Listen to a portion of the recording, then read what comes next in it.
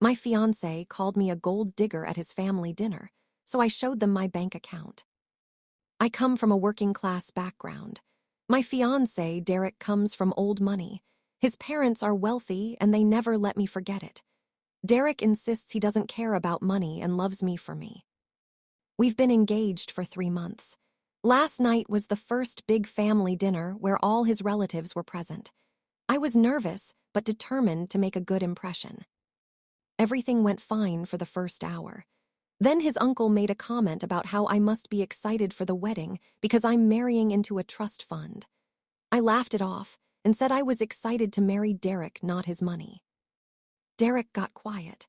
Then he looked at me and said, "Well, let's be honest, you're not exactly marrying down financially." I thought he was joking.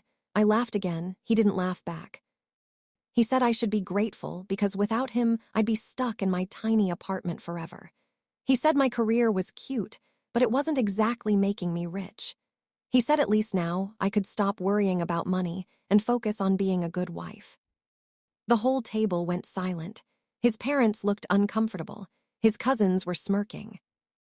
I sat there for a second feeling my face burn. Then I pulled out my phone. I opened my banking app and slid it across the table to his mother. I asked her to please read the balance out loud since everyone seemed so interested in my finances. She looked down and her eyes went wide.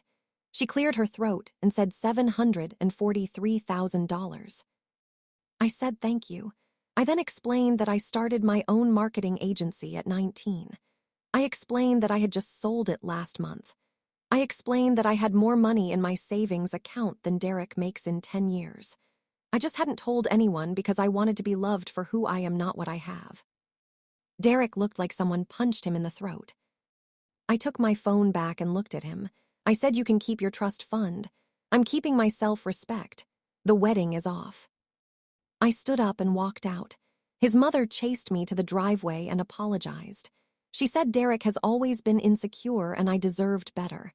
I agreed with her.